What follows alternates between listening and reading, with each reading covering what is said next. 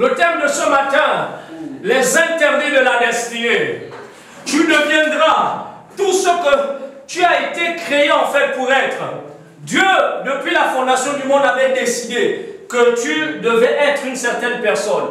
Il y a un plan que Dieu a préparé et tu vas accomplir ce plan-là. Mais pour accomplir ce plan, tu dois comprendre qu'il y a un processus que tu dois respecter. Un grand philosophe, je pense Karl Marx, a dit que rien de grand dans ce monde n'a été fait sans passion. Mais moi je vais vous dire que rien de grand dans ce monde ne peut s'accomplir sans un processus, sans une discipline, sans des principes que tu dois obéir. Même quand tu étudies, quand tu vas à l'école, tu ne peux pas réussir si tu n'obéis pas à des principes, à un processus qui te permet d'atteindre l'objectif que tu t'es fixé. Tu veux avoir ton diplôme, il faudrait que tu commences par aller en cours. Tu dois commencer à étudier, tu dois être attentif, tu dois faire des recherches. Il y a tout un processus qui te permet d'arriver à la destination que Dieu a préparée pour toi. Et ce matin, nous allons aborder les interdits de la destinée. Oui, parce que tu es spécial, parce que tu es unique en ton genre. Alors laisse-moi te dire qu'il y a des interdits qui sont rattachés à ta destinée. Il y a des choses que tu es appelé à faire et ne pas faire. Parce que ta destinée, elle est glorieuse. Dis avec moi, ma destinée est glorieuse. Ma destinée est glorieuse. Alléluia. Amen. Ce matin, nous allons lire dans le livre Le Juge. Vous allez à la maison lire les chapitres 13 à 16, donc 13, 14, 15, 16. Mais pour ce matin, on va s'appesantir sur les chapitres 4, 7, 13. Ensuite, nous allons lire 1 Corinthiens 6, 12. Ce seront nos versets de base sur lesquels nous allons partir ce matin. Juge 13. Je vais lire à partir du verset 4. À partir de maintenant, prends bien garde de ne boire ni vin, ni autre boisson alcoolisée. Je vais essayer de revenir pour que vous puissiez avoir le contexte. On va lire à partir du verset 1 pour que vous puissiez juste avoir le contexte. Les Israélites recommencèrent à faire ce que l'Éternel considère comme mal. Et l'Éternel les livra au pouvoir des Philistins pendant 40 ans. À Tsoréa vivait un homme de la tribu de Dan appelé Manoah. Sa femme était stérile et n'avait jamais pu avoir d'enfant. Un jour, l'ange de l'Éternel apparut à cette femme, j'ai la version Semeur, et lui dit, « Tu es stérile et tu n'as jamais eu d'enfant. Pourtant, tu vas être enceinte et tu donneras le jour à un fils. À partir de maintenant, prends bien garde de ne boire ni vin, ni autre boisson alcoolisée, et de ne rien manger qui soit rituellement impur. Car tu vas être enceinte et tu mettras au monde un fils. Ce garçon sera consacré à Dieu dès le sein maternel.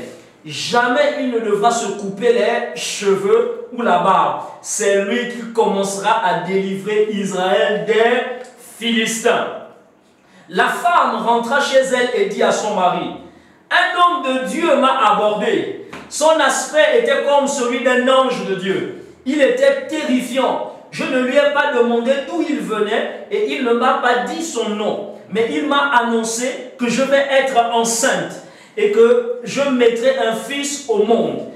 Il m'a dit de ne boire ni vin, ni boisson alcoolisée et de ne rien manger d'impur, car l'enfant sera consacré à Dieu dès le sein maternel jusqu'à sa mort. Alléluia. Amen. Entoure ce mot, consacré à Dieu dès le sein maternel et jusqu'à sa mort. Ici, nous comprenons que c'est l'histoire de Samson.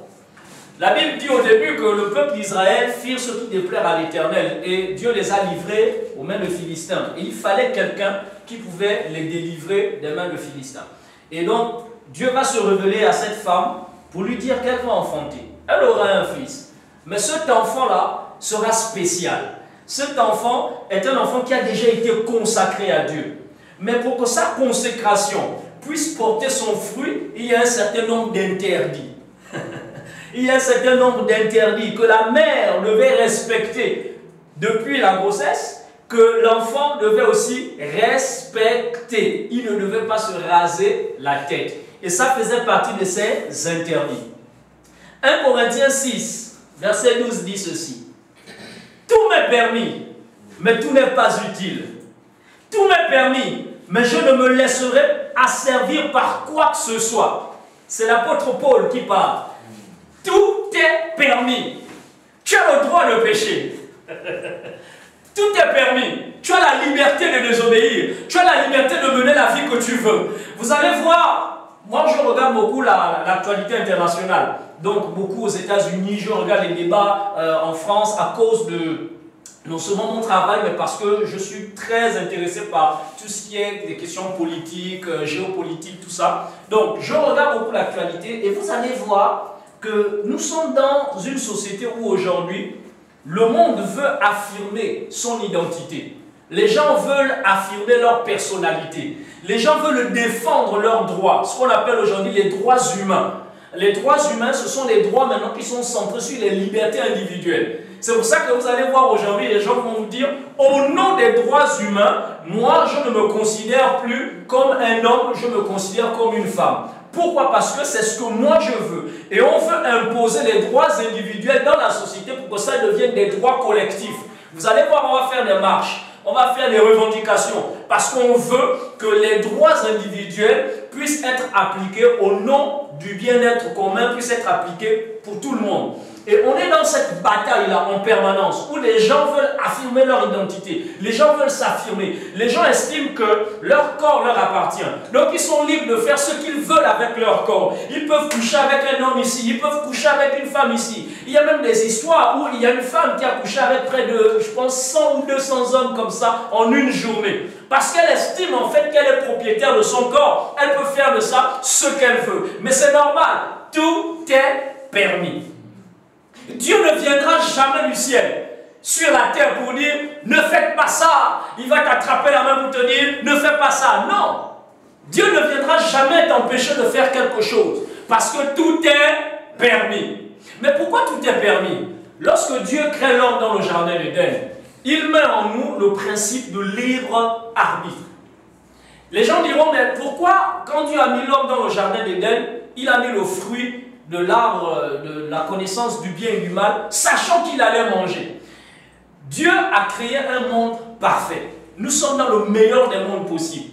Et le monde dans lequel nous existons, Dieu veut qu'on puisse le suivre et le servir par amour. Il ne veut pas qu'on puisse le servir parce que nous sommes téléguidés ou nous sommes des robots. C'est pour cela que nous sommes supérieurs aux animaux.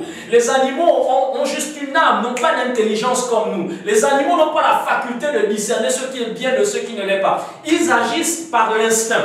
Et beaucoup de gens aussi agissent, c'est pour ça que la Bible compare certains païens à des animaux, parce qu'ils agissent de manière instinctive. Ils agissent selon leurs pulsions, ils agissent selon leurs émotions. Et c'est comme ça aussi que les animaux agissent. Et Dieu nous a créés dans un monde où il nous a dotés de la capacité de discerner, de faire des choix. Et lorsqu'on fait des choix, on engage notre volonté. Et Dieu veut que celui qui le serve, celui qui le suive parce que c'est sa volonté, car Dieu est un être d'amour. Et il veut développer une relation d'amour avec les personnes qu'il crée. Il veut développer une relation d'amour avec nous. C'est pour cela qu'il met en nous la capacité de le suivre par choix. Et comme on a la capacité de le suivre par choix, Dieu ne va pas interférer dans cette capacité-là. Il respecte le principe de libre arbitre. C'est pour cela que si tu décides de désobéir à sa voix, Dieu ne va pas venir t'étrangler, il ne va pas venir t'empêcher de le faire, parce que tu as la liberté de faire ce que tu veux. Et c'est pour cela qu'il dira alors, choisis. Il dit, voici la vie. Voici la mort, mais choisis, il présente, mais la responsabilité revient à l'homme de choisir. Et si l'homme fait des choix qui sont contraires à sa volonté, lui-même aussi se met sous le joug des conséquences de ses choix. Les gens ont souvent cet évangile, oui, Dieu punit, Dieu punit, Dieu punit, mais en réalité, c'est nous-mêmes qui nous mettons sous le poids de la condamnation. La loi est claire, la loi dit si tu mens, tu commets une infraction et tu mérites d'être sanctionné. Donc celui qui commet l'infraction se met lui-même sous le joug de la loi. Ce n'est pas le juge qui vient à la maison pour te dire « toi je te condamne, toi je te libère ». Non, c'est la loi qui a été mise en place et lorsque tu l'enfreins, toi-même tu entres sous le joug de la loi. C'est pour ça que le péché nous a mis sous le joug de la condamnation, le péché nous a mis sous le joug de la loi. Tout est permis à cause de ton libre arbitre. Tu as la liberté de faire les choix que tu veux. Personne ne va t'interdire de faire ses choix. C'est pour ça que vous voyez les gens aujourd'hui sont dans une dépravation totale. Les gens font des choses, vous avez l'impression que c'est comme si Dieu n'existait pas. Non, Dieu existe, mais il obéit au principe du libre arbitre. Vous avez la liberté de faire ce que vous voulez. Et l'apôtre Paul, il va poser le problème par la suite. Il dit tout m'est permis. J'ai la liberté de faire ce que je veux de mon corps. J'ai la liberté d'aller avec les hommes que je veux. J'ai la liberté de faire ce que je veux. J'ai la liberté de mener la vie que je veux. Je peux boire le vin que je veux. Je vais draguer qui je veux. Je peux me balader comme je veux. Je peux poster ce que je veux sur les réseaux sociaux. Mais, est-ce que cela est utile? Est-ce que cela est utile? L'utilité, ça veut dire qu'il y a un but. Est-ce que ce que je fais est en accord avec ce but-là? Pour que la chose soit utile, il faudrait qu'elle atteigne un objectif. Mais quel est cet objectif-là? Pour nous, les enfants de Dieu, on doit comprendre qu'on a un objectif de destinée. Donc, tout ce que je fais, est-ce que c'est utile par rapport à ma destinée? Tu peux faire tout ce que tu veux. Passe du temps sur les réseaux sociaux. Passe du temps sur TikTok. Mais est-ce que ce que tu fais te rapproche de ta destinée ou ça t'éloigne de ta destinée? Tu as la responsabilité de dire non au péché. Le péché ne viendra, Dieu ne viendra pas dire non à ta place. C'est toi qui as la responsabilité de dire non au péché. Parce que tu as la capacité de dire oui et de dire non à cause de ton libre arbitre. Et comme tu as cette capacité-là, tu dois prendre la décision. Jeunes gens, vous êtes forts, car vous avez vaincu le malin. Est-ce que tu sais que rien qu'à cause de ton libre arbitre, tu as déjà vaincu le malin? Tu as déjà vaincu le péché parce que tu as cette capacité de dire non. Les plus grandes batailles se passent au niveau de ton esprit. Dès l'instant que tu as scellé dans ton esprit, l'acte n'est que la conséquence. Ce n'est pas parce que tu fais l'acte que tu pêches, mais c'est parce que tu as déjà cédé dans ton esprit. Écoutez, je vous donne un secret qui va vous aider. Ève, dans le jardin d'Éden, pourquoi elle mange le fruit? Elle mange le fruit parce qu'elle a commencé la conversation. C'est parce qu'elle a commencé la conversation qu'elle a fini par manger le fruit. Écoute, lorsque le diable vient souffler à ton esprit des pensées, dès que tu entames une conversation, tu es déjà sur le processus. Et il va t'avoir.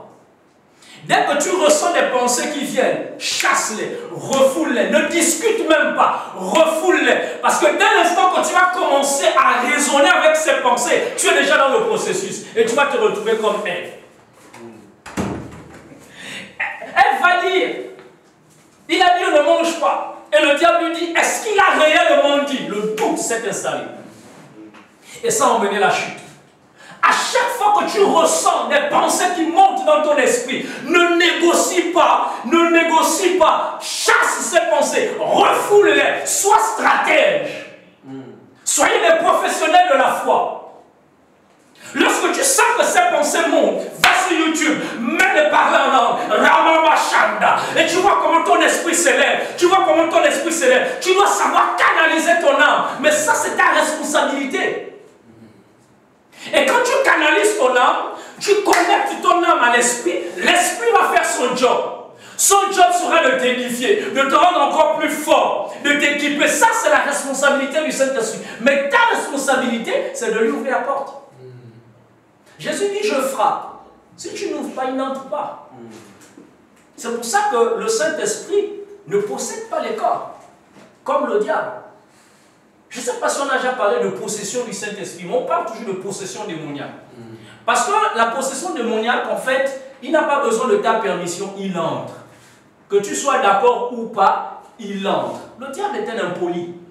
Dieu est un gentleman. Avant d'entrer, il frappe. Peux-tu ouvrir la porte? Quand tu ouvres, il entre. Et il va s'installer en fonction du niveau d'espace que tu lui donnes. Tu lui donnes un petit espace, il prend l'espace que tu lui donnes.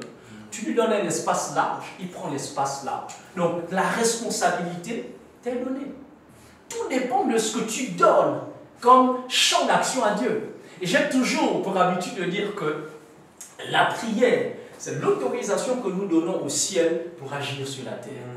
Et le ciel, en permanence, attend les instructions. Attend nos instructions pour agir sur la terre. Les anges chôment en permanence dans nos vies parce qu'ils attendent des instructions. On passe plus notre temps à nous lamenter. Oui, Seigneur, ma situation est comme ça. Oui, Seigneur, ma situation est comme ça. Mais Dieu te dit qu'il ne peut pas agir si tu n'engages pas ton libre arbitre. Il ne peut pas agir si tu ne lui dis pas agir ainsi. Il ne peut pas. Il attend les instructions. Certains vont penser que Dieu est à notre service. Non. Non, soyez matures. Dieu a établi le principe du libre arbitre. Il nous place dans le jardin d'Éden, il nous place sur la terre et il dit, écoutez-moi bien, pendant 5 jours, Dieu façonne le monde, les poissons, la terre, l'univers. Dieu crée un environnement. Quand vous lisez la Bible attentivement, vous allez comprendre les choses. À un moment donné, le 5e jour, Dieu fait une pause. Et puis il réfléchit. Faisons l'homme. Quand il finit de créer l'environnement, il aurait pu créer l'homme le premier jour. Mais il crée d'abord l'environnement. Ensuite, il dit maintenant, on va mettre l'homme dans cet environnement-là pour que lui, il administre l'environnement. Donc Dieu a créé l'environnement pour l'homme. Dieu a créé la nature pour l'homme. Dieu a créé les animaux pour l'homme. Dieu a créé la mer pour l'homme. C'est pour ça que vous allez voir des architectures qui domptent la nature. Vous allez voir des ponts. Vous allez dire, mais comment l'homme a fait pour dompter la nature? Comment on a fait pour faire un pont sur la mer? Comment on a fait pour créer une île artificielle sur la mer? Comment on fait pour aller dans l'espace? Mais c'est parce que l'homme a reçu le pouvoir de dominer sur la terre. Et il domine sur la création. Et quand tu as le pouvoir de dominer sur la création t'est soumise. Tout ce qui est compris dans l'espace et le temps t'est soumis. C'est pour ça que Jésus dans la barque, les apôtres sont en train de s'agiter. Père, maître, nous périssons. Le gars il dort. Et quand il se réveille, il n'a pas élevé la voix. Oh Dieu, viens-nous en aide. La Bible dit qu'il a parlé au vent. Et le vent s'est tu.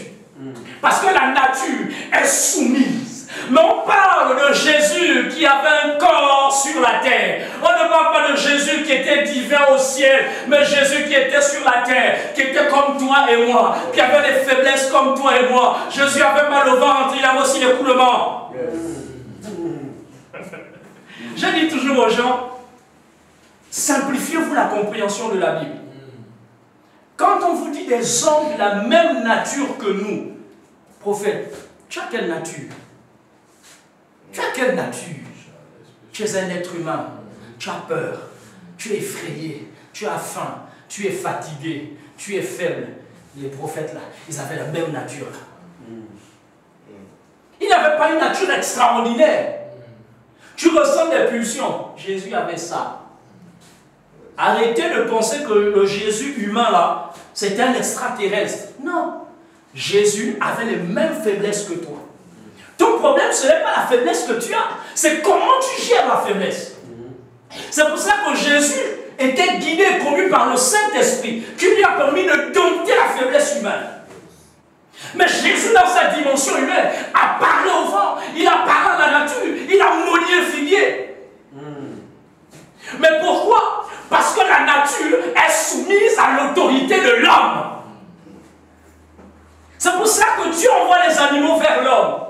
L'homme va nommer les choses. Il va nommer les animaux. Il va dire, toi, je t'appelle chien. Et c'est comme ça. Et il fonctionne comme un chien. Parce que c'est l'homme qui donne le sens aux choses. Est-ce que tu sais que c'est toi qui donnes le sens aux choses? C'est toi qui donnes le sens à la maladie. Si la maladie t'affecte et tu confesses qu'elle t'affecte, alors elle va t'affecter. Parce que tu donnes le sens aux choses. Tu dois comprendre l'autorité que Dieu te donne. Le pouvoir que Dieu te donne. Et ce pouvoir te permet de décréter les choses sur la terre. Moi, quand je prie, je dis toujours, je décrète et je déclare. Je décrète et je déclare. Pourquoi je décrète? Parce que seul le roi a la capacité de faire les décrets. Seul le président a la capacité de faire les décrets. Oh, ma Bible me dit que je suis devenu enfant de Dieu, comme héritier. Ça veut dire que je suis aussi un prince et j'ai la capacité de faire les décrets. Et quand je fais les décrets, je déclare ces décrets pour qu'ils s'appliquent. En conseil des ministres, quand le président fait un décret, après, on fait une déclaration. Que le conseil des ministres a déclaré que le président de la République a fait le décret suivant. Et une fois que le décret est promulgué, alors il peut être appliqué. Et quand le décret est promulgué, les choses s'alignent. Les choses s'alignent. C'est pour ça que tu dois déclarer les choses. Ce n'est pas juste une pratique religieuse. Tu dois être conscient des actes prophétiques et spirituels que tu fais. Quand tu décrètes les choses, tu mets le ciel en mouvement. Parce que le ciel ne peut pas agir s'il n'y a pas l'autorisation des propriétaires, des gestionnaires de la terre. Et je vais te choquer, mon ami. La Bible dit que je vis un nouveau ciel. J'ai vu une nouvelle terre. Ça veut dire que quand Jésus va venir nous chercher, on va encore rien sur la terre. Parce que la terre est notre héritage. Écoute-moi bien. Il n'y a qu'un seul roi. Et chaque roi règne dans sa juridiction. Le ciel, c'est la juridiction de Dieu. Il y a un Tintin qui a voulu usurper cette place pour dire que moi, je vais maintenant gérer cette juridiction.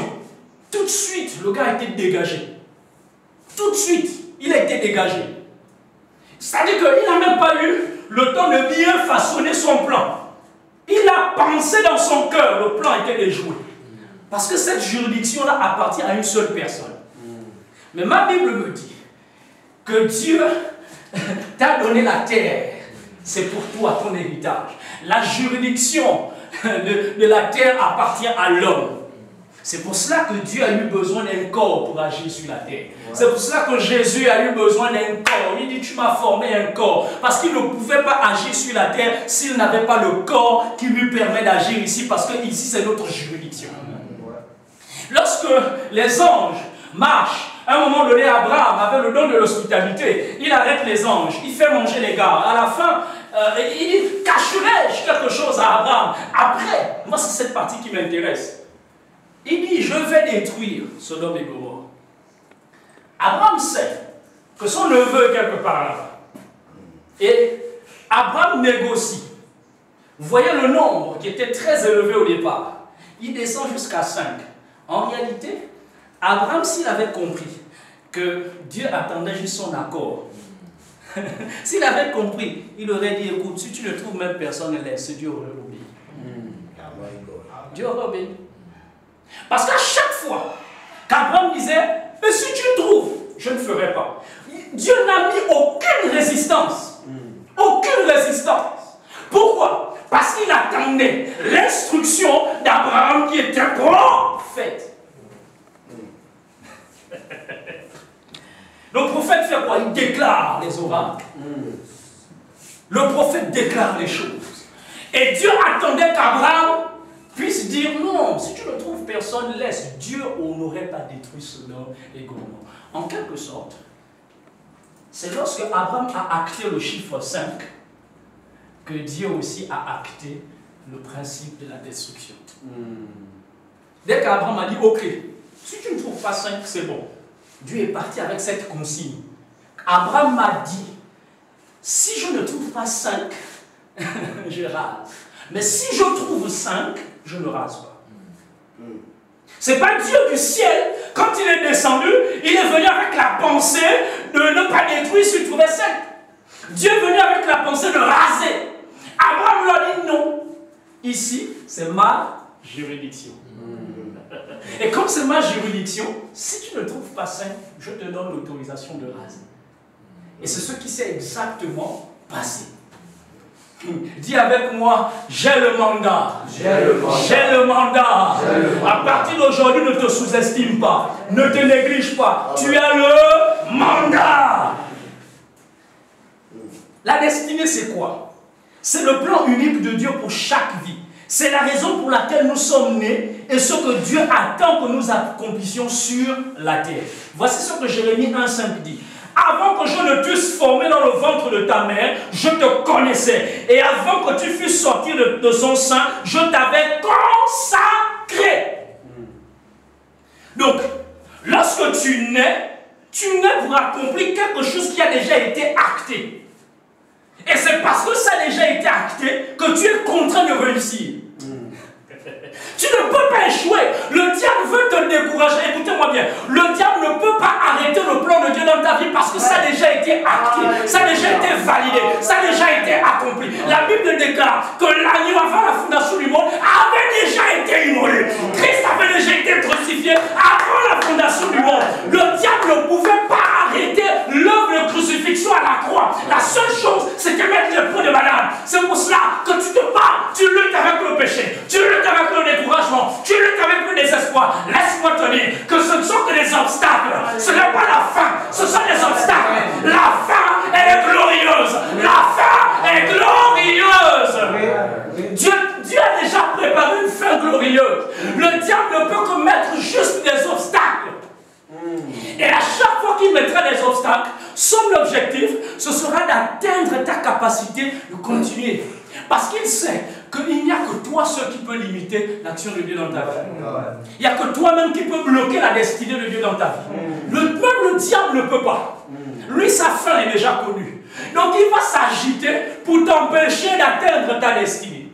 C'est pour cela qu'il n'a pas forcé Ève à manger. Il a usé de malice. Parce qu'il sait qu'il n'y avait que Ève qui pouvait enfreindre la loi. Lui ne pouvait pas enfreindre à la place de Ève. Donc il a tout fait. C'est pour cela que tu as des pensées. À chaque fois qu'il te pousse à faire la chose, laisse-moi te dire, ces pensées, c'est pas ce que tu veux. Mais il y a quelqu'un qui veut t'induire en erreur. C'est pas ce que tu veux. L'apôtre Paul le dit, je ressens au fond de moi la loi de l'entendement. Je sais qu'elle est bonne. Donc l'apôtre Paul le sait. Il dit, mais il y a une loi en moi qui me pousse à faire le mal que je ne veux pas faire. Il y a une loi.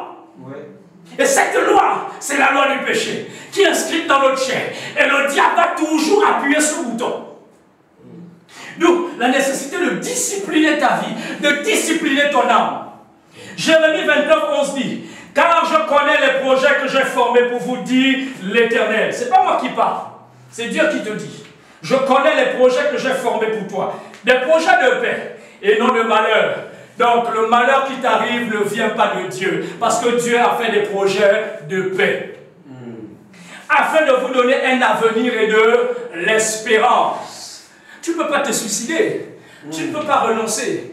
Tu ne peux pas abandonner. Parce que Dieu te dit que ton avenir te donnera de l'espérance. C'est un avenir de paix. C'est un avenir de bonheur. C'est un avenir de réussite. Donc tu ne peux pas vivre dans le désespoir ni le découragement. C'est impossible. Parce que tu as le Dieu qui a parcouru l'éternité. Et s'il te dit que la fin est glorieuse, c'est qu'elle est glorieuse. Même si tu ne comprends pas ce qui t'arrive, sache qu'il a déjà parcouru l'éternité. Il est revenu dans le présent. Il t'a créé. Il te dit maintenant, va, je connais déjà la fin. Oui. Et laisse-moi te dire, Dieu, lui second, quand il traduit, lorsque Dieu dit à Moïse, je suis, je m'appelle je suis, lui second traduit par éternel. L'éternité, c'est quoi? C'est qu'on est dans le moins l'infini et le plus l'infini. Ça veut dire que quand Dieu te crée, il est en amont, présent, je suis, et il est dans l'éternité, présent, je suis. Ça veut dire que dans l'éternité, Dieu t'attend au présent. Il t'attend la fin. C'est-à-dire que Dieu n'est pas seulement en train de t'accompagner dans le processus, mais il est déjà là à la fin, il t'attend. Donc tu n'as pas de choix que de réussir. Tu es condamné à réussir. Parce que le Saint-Esprit va te conduire vers celui qui t'attend déjà à la fin. Donc tu ne peux pas te décourager. C'est impossible. Tu vas réussir. Amen. Que tu le veuilles ou pas, tu vas réussir. Amen. Alléluia. Amen. Alléluia. Amen. Mais c'est quoi l'interdit de la destinée? Quand on parle d'interdit de la destinée, c'est qu'il y a une restriction spirituelle qui nous a imposée par Dieu pour nous limiter et qui nous permet en fait de préserver notre appel, qui nous permet de nous sanctifier, de sanctifier le cheminement qui nous mène vers l'accomplissement de cette destinée. Voici ce que 1 Pierre dit. 1 Pierre 1, 15, 16. Soyez saints dans toutes vos conduites, car il est écrit, vous serez saints, car je suis saint. Les interdits vont te permettre en fait de baliser ton passage, de baliser le chemin qui te conduit vers ta destinée. Voici ce qu'il faudrait se poser. Parce que quand on parle de destinée, il y a des questions fondamentales qu'il faudrait se poser. Chaque être humain doit répondre à ces 4 questions fondamentales pour se réaliser. Qui suis-je? C'est ma vision. Qui suis-je? C'est qui je suis. Où je vais? C'est ma vision.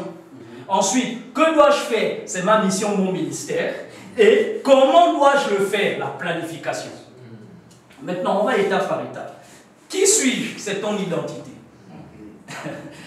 Or, comment savoir qui tu es? Ton identité est révélée par ton potentiel. Ton identité, ce n'est pas le travail que tu fais. Ce n'est pas l'emploi que tu as. Apôtre. Ton identité, ce n'est pas apôtre. Ton identité, ce n'est pas prophète. Ton identité, c'est le potentiel qui caractérise ta personnalité.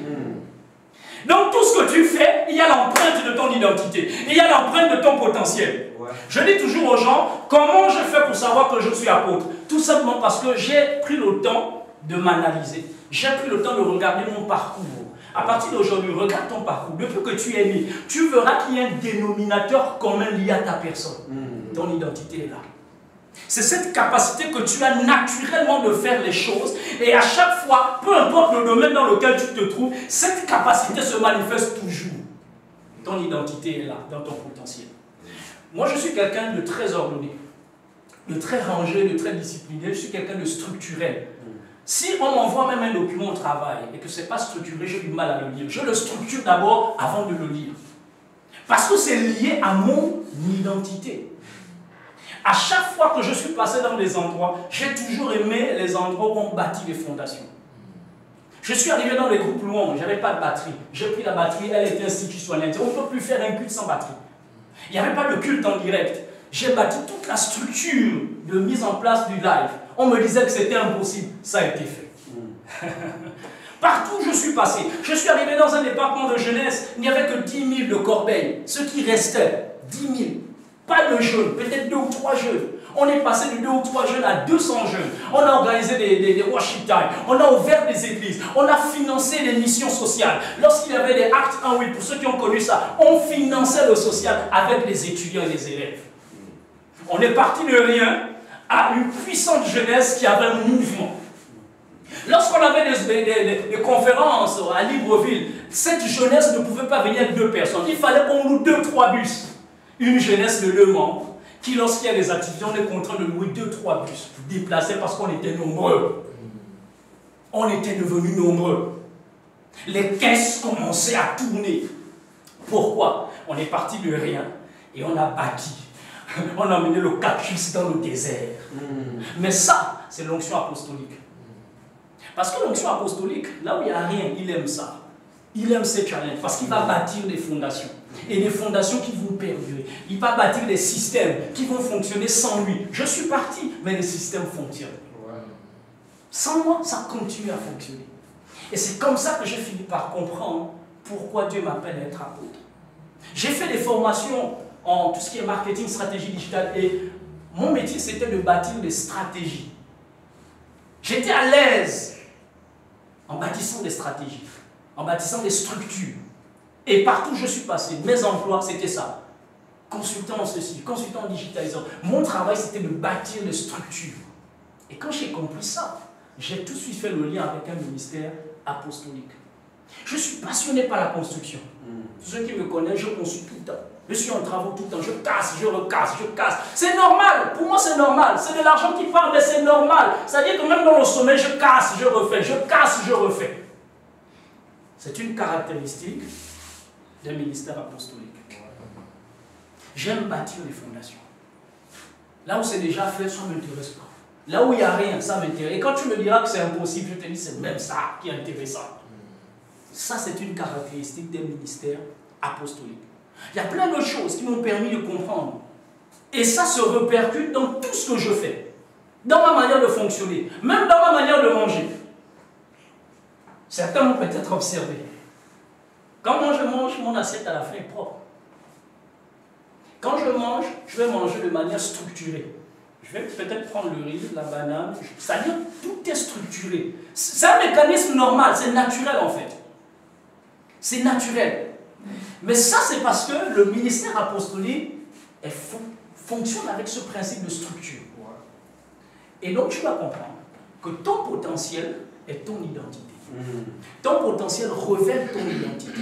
Et ton potentiel, c'est ce que tu fais naturellement. Même si on te demande de le refaire, tu le fais sans réfléchir. C'est cette habileté que tu as. À chaque fois qu'on va te donner quelque chose, toi, quand tu vas faire, il y aura une spécificité liée à ta personne. Ton potentiel est là. Et c'est ce potentiel qui révèle en réalité qui tu es. Qui tu es, ce n'est pas le service que tu fais. Non, mais qui tu es, c'est l'identité même que tu as. En fait, c'est ce qui définit ta personnalité. Les valeurs que tu as se reflètent par ta personnalité. Et c'est ça ton potentiel. Et c'est ce potentiel-là qui révèle ton identité et qui va révéler ce que tu es appelé à faire. Quand tu sais qui tu es, la particularité que tu as, ça définit ton couloir. Et là, tu rentres maintenant dans ce qu'on appelle l'appel. Tu connais maintenant ton appel. Ensuite, quand tu connais ton identité, il va révéler ta direction. C'est la vision. Dans vision, on a le verbe voir. La vision, c'est donc voir le futur dans le présent. C'est voir le plan fini de Dieu dans le futur et le commencer au présent. La vision n'est pas juste une projection. La vision, ce n'est pas de l'optimisme. Oh, j'espère être... Non, la vision, c'est la certitude que ce que tu as vu là, c'est là où tu vas. Parce que dans vision, il y a voir. Tu ne peux pas avoir de vision si tu n'as pas vu. Tu dois voir. Et quand tu vois dans ton esprit, tu dois voir ce qui est fini. La vision, ce n'est pas quelque chose d'inachevé. La vision, c'est ce qui est déjà terminé. Lorsque Dieu dit à Moïse de construire le tabernacle, il lui a montré un plan qui était déjà terminé. Et il lui dit, construis selon le modèle. Dieu lui a montré un modèle terminé et il s'est battu à construire selon ce modèle qui était déjà terminé. Donc si tu vois encore flou, mon ami, prie, demande à Dieu de te montrer les choses claires. Et lorsque tu verras la vision claire, elle va canaliser les actions que tu feras. Tu sauras que si je prends une chaise, c'est parce que dans ma vision, j'ai vu une chaise. Si je prends un tableau blanc, c'est parce que dans ma vision, j'ai vu un tableau blanc. Tu n'improvises plus. Tu es canalisé, tu es focalisé parce que tu regardes le but. Tu cours vers un objectif clair et précis. C'est ça la vision. Christ a été immolé avant la fondation du monde. Cela signifie que l'œuvre du salut avait déjà été accomplie avant même que Christ ne meure sur la terre. Donc la vision n'est pas un idéal. C'est voir l'œuvre qui est déjà finie et accomplie dans le futur. Dieu a pris le temps de visualiser l'homme dans son esprit avant de le créer. Est-ce que vous savez ça? En Genèse 1, 25, 26, la Bible nous révèle que Dieu a pris le temps de penser la vision de l'homme. Après avoir créé durant 5 jours les autres éléments de la nature, les Écritures nous révèlent que le 6e jour, Dieu a marqué un moment. Il a fait ça. Puis il dit, faisons-le à notre image. C'est-à-dire que Dieu, quand il t'a regardé, il t'a vu selon lui. Il t'a conçu dans son esprit. Et lorsque Jésus, la Bible dit qu'il l'a façonné. C'est-à-dire qu'il a pris la boue, il a commencé à façonner. Mais on façonne selon un modèle qu'on a précisément. Il a commencé à façonner les yeux parce que c'était déjà là dans son esprit. Donc, tu es le produit de la vision de Dieu. La vision enfante. Dieu t'a enfanté, mais c'était d'abord dans son esprit. Il t'a conçu dans son esprit. Ensuite, il t'a façonné selon un modèle précis qu'il avait dans son esprit. Tu n'es pas une improvisation, tu es une œuvre parfaite. Il s'appelle encore comment David pouvait dire, je te loue de ce que je suis une créature merveilleuse. Tu es une œuvre parfaite. Je suis court, je suis parfait comme ça. Dieu m'a vu comme ça. Il a visionné, il a dit oui, je veux le faire comme ça. C'est parfait. Oui, Oui, tu as un nom comme nous, c'est parfait. Tu es noir, c'est parfait. C'est pour cela que le racisme est ridicule. Un chrétien raciste, il est ridicule. Parce qu'il ne comprend pas que si tu es noir, si tu es rouge, tu es jaune, c'est parce que tu as pensé dans son esprit que ce serait bon. Ainsi, la preuve, il le bénit le 7e jour, il se repose. Toutes ses œuvres. Il dit c'est bon, c'est parfait. Il n'y a plus rien à corriger. Plus de chirurgie esthétique. Plus de BBL. C'est fini. C'est plat, c'est bon. La beauté est dans l'œil de celui qui regarde. C'est plat, c'est bon. Quelqu'un va aimer ça. Tu te bats pour rien. Parce que tu veux te faire accepter par tout le monde. Non. Qui tu es là, quelqu'un va aimer ça. La preuve, la première personne à aimer qui tu es, c'est Dieu lui-même. Il t'a créé, il est le premier à être ton fan.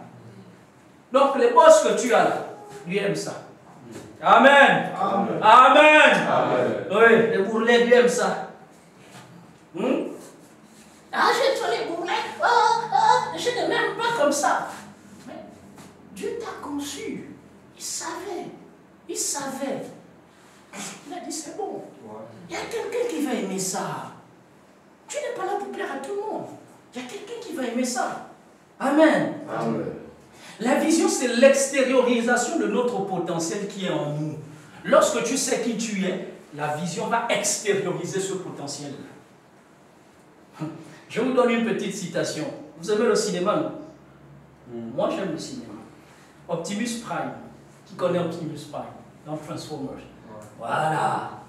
Il dit ceci.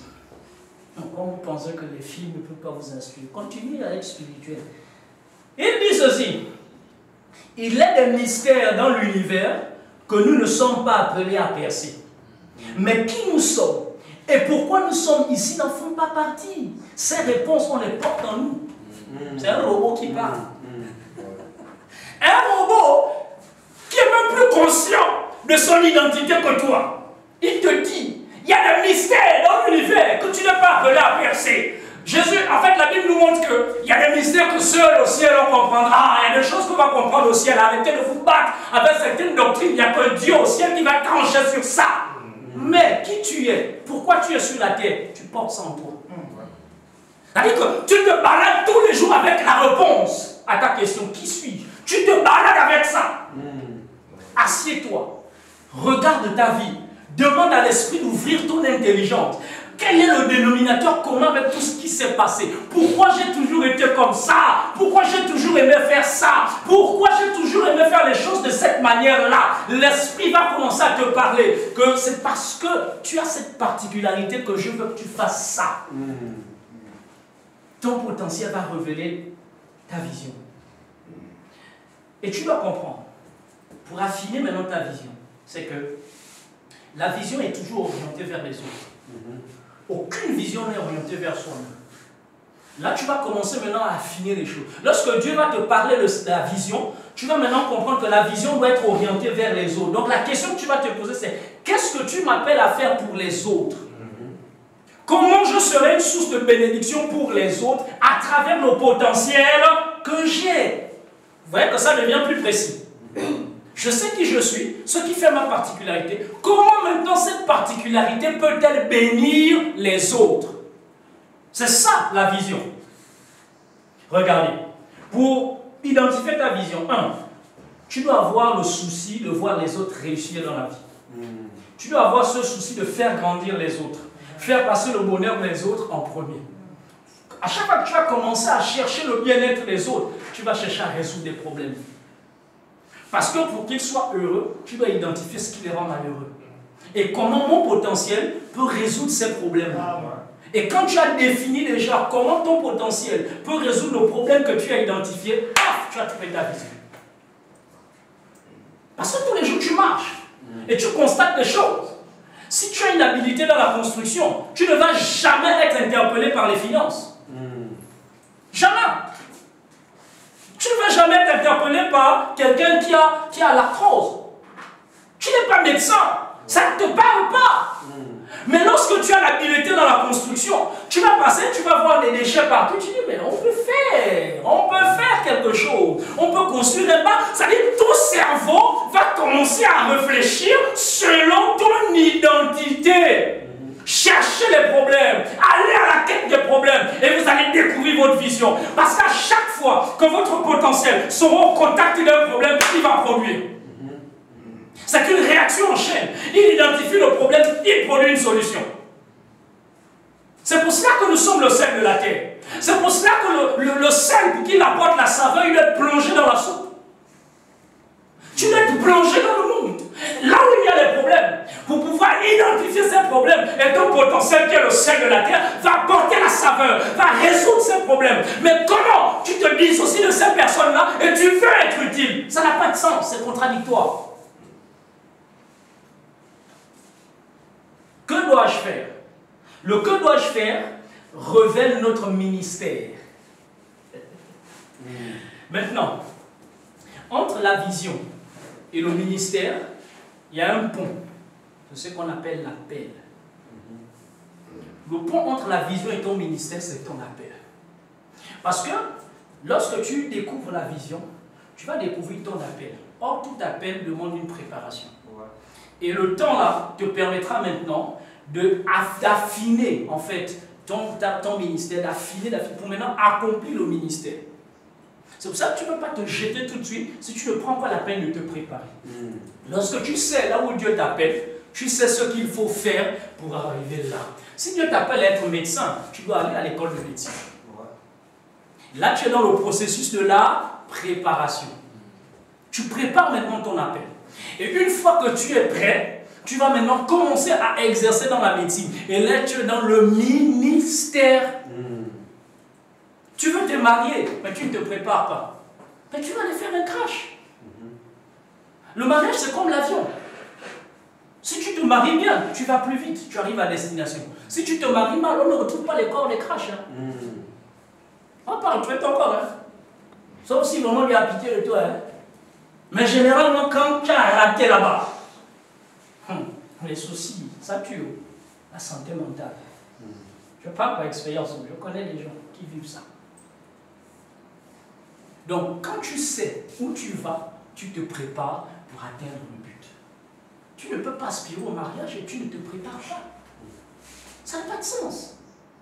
Moi, très jeune, on m'a dit, tu veux une femme, tu l'épouses. J'ai appris à me préparer. Très jeune, j'ai appris à construire. Très jeune, j'ai appris à être autonome. J'ai quitté la maison des parents. Je préférais vivre dans un matériel de 10 cm d'épaisseur, mais au moins, je suis déjà dans l'esprit de la liberté. Je suis déjà dans l'esprit de la responsabilité. Je sais déjà me prendre en charge. Ce qui fera en sorte que demain, je n'aurai pas de problème. Pourquoi? Parce que je suis dans un processus. J'ai dit souvent aux jeunes, tu veux te marier, c'est une bonne chose. Maintenant, prépare-toi. Tu aimes la fille, là, mais prépare-toi à l'épouser. Tu as 1000 francs, épargne. Parce que tu as un but. Tu as 500, épargne. Ouvre un compte. Commence à épargner. Aie une assurance. Commence à te préparer. Cherche déjà un terrain. Aie déjà un toit. Parce que tu as un plan bien précis. Tu épouses l'enfant, le truc de chercher maintenant où dormir. Tu es un inconscient. Parce que tu n'as pas de vision. Chère sœur, un homme vient te voir. S'il n'a pas de vision, tu lui dis, papa, quand l'enlève, va la replier. Mais il t'emmène où? Un peuple sans vision est un peuple sans frein. Aujourd'hui, vous faites le projet A, ce n'est même pas fini, projet B. Vous êtes dans tous les sens. Or, la vision canalise des énergies. Donc, il vient te voir, il n'a pas de vision claire. Bien aimé, tu peux avoir une sœur, présente-lui un projet de vie clair. Et la sœur aussi a une vision. A une vision. Parce que lorsque tu as une vision, lorsque tu connais ton potentiel, tu sauras en quoi ton potentiel va aider ce temps. Tu sauras si ton potentiel peut matcher avec sa vision. Tu sauras.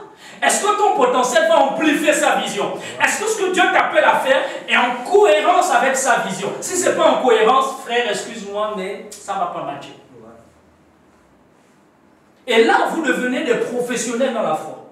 Vous ne faites plus des choses dans l'improvisation, non. Vous faites des choses de manière réfléchie. Soyez transformés par le renouvellement de l'intelligence afin de discerner. Le discernement est la responsabilité de l'homme. Tu as la responsabilité de discerner. C'est pour ça que Dieu prend le temps de t'enseigner comme je fais là. Pour que tu sois capable de discerner ce qui est bon, agréable et parfait. Dieu ne viendra pas discerner à ta place. Je vais d'abord prier pour savoir si c'est l'homme de ma destinée. Mais tu es un enfant. Tu es un enfant. Parce que Dieu te donne les codes qui te permettent de savoir qui est l'homme de ta destinée. Premier code, qui je suis, où je vais. Tu sais déjà que il ne va pas là-bas. Il y a quelle prière tu vas encore faire. Tu sais déjà que la vision ne coïncide pas. Tu vas encore prier pourquoi? Et quand tu vas prier, le diable vient te parler comme il se transforme en ange de lumière. Il te dit c'est elle. Tu te maries, Dieu m'a trompé. Dieu ne t'a pas trompé. C'est ton immaturité qui t'a trompé. Amen. Tu dois être mature. J'ai toujours enseigné ce principe dans le mariage. J'ai dit aux gens, la femme de la destinée existe. Mais en réalité, c'est le type de femme de la destinée qui existe. La femme qui s'appelle Jeannette n'existe pas. Seigneur, montre-moi ma femme. Mon fils s'appelle Jeannette Giscarette. Elle n'existe pas. Elle n'existe pas. Vous savez pourquoi? Parce que quand Dieu te révèle ton identité, tu as un profil type. Bon, l'apôtre nous a donné le tableau, on va l'utiliser. Tu as un profil type. Voici ton profil. Ça, c'est toi. Dieu t'appelle à être dans l'architecture. Dieu t'appelle à être dans les finances, dans la gestion, dans l'entrepreneuriat. Ça veut dire que, comme toi tu es dans l'entrepreneuriat, tu auras besoin d'une femme disciplinée. Elle ne s'appelle pas Jeannette, elle s'appelle discipline. Tu auras besoin d'une femme disciplinée. Tu auras besoin d'une femme qui a cette capacité d'être calme. Tu auras besoin d'une femme qui bâtit. Parce que la femme sage bâtit. Tu auras besoin d'une femme qui a les qualités qui sont rattachées à ton identité. Maintenant, il y a 7 milliards d'habitants. Dieu a créé, il y a plusieurs types de femmes. Il y a les femmes qui rentrent dans ces cases. Il y a les femmes qui rentrent dans ces cases qui sont liées à ton appel, à ton identité. Donc, ça veut dire quoi? Si la sœur A, ça n'a pas marché, il y a la sœur B qui existe. Il y a la sœur C qui existe. Elles sont nombreuses. Et c'est là qu'intervient maintenant le choix. Le choix du conjoint. Tu choisis. C'est-à-dire que la sœur A est brune, la sœur B est métisse, la sœur C est par exemple noire. Toi, tu aimes les noirs. Mais tu vas te rassurer juste que la sœur C qui est noire là correspond à ton identité. C'est là où les préférences interviennent. La sœur B est par exemple métisse, mais tant qu'elle répond à ça, les préférences ne vont pas faire obstacle à ta destinée. Mais les gens mettent d'abord les préférences en avant au détriment même de leur destinée. Or, quand tu connais ta destinée, tu sais que Dieu m'appelle à faire ça, donc je vais chercher le type de femme qui correspond à ça. C'est pour ça que si la sœur A, ça n'a pas marché, ce n'est pas la fin du monde. Et il y a la sœur B qui existe, qui rentre dans ça. Cherche simplement des femmes qui sont alignées avec ta vision. Et tu vas trouver. Et c'est simple. C'est comme ça qu'on fait le choix. Donc Dieu t'enseigne sur qui tu es, où tu vas, ce que tu dois faire, les interdits de ta destinée. Il te montre tout ça. Après, il te dit, maintenant, va faire le choix. Parce que tu es responsable. Et Dieu assume ses choix, tu dois assumer, tu es créé à son image.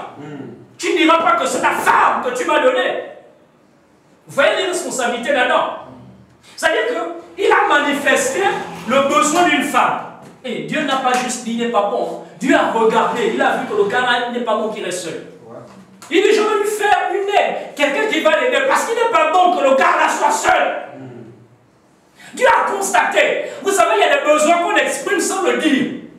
Il a vu qu'il exprimait certainement son besoin. Il voyait les animaux, il regarde, il est seul. Et la preuve, quand Dieu emmène Ève vers lui, il dit quoi? Enfin! Ça veut dire qu'il y avait la recherche. Il cherchait. Il dit, enfin, voilà, l'os de mes os, la chair de ma chair. On va l'appeler femme. Donc l'homme était heureux. Enfin, même s'il ne le disait pas, mais son corps, son être entier l'exprimait. Même si tu ne dis pas que tu as besoin d'être marié, ton corps, ce que tu fais, va exprimer cela. Tes responsabilités, la vie que tu mènes, les défis que tu as, les challenges que tu as, vont te montrer que là maintenant, c'est le moment d'avoir une femme. C'est le moment. Et c'est comme ça qu'on connaît le timing. Tant que tout ton environnement ne te dit pas que c'est le moment, calm down. Reste d'abord tranquille. Forme-toi. Équipe-toi. Parce que quand elle va arriver, ce sera plus facile. Elle va amplifier l'équipement que tu as. Mais tu n'as pas d'équipement. Qu'est-ce qu'elle amplifie? Rien. Et c'est pour ça que vous allez voir dans le groupe maintenant, on tape, c'est l'écho. Ça passe, ça revient parce que ça n'amplifie rien. Et c'est le bruit. C'est le bruit. C'est le bruit. Parce que c'est un tonneau vide. Il n'y a rien. On tape, c'est du tonneau vide.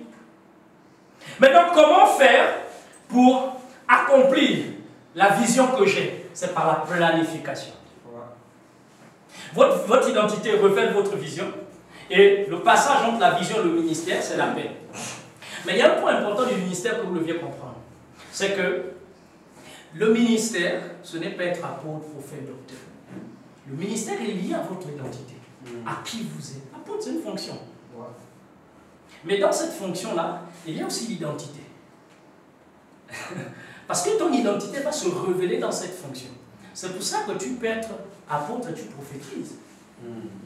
Pourtant, tu as la fonction d'apôtre, mais bizarrement, tu prophétises.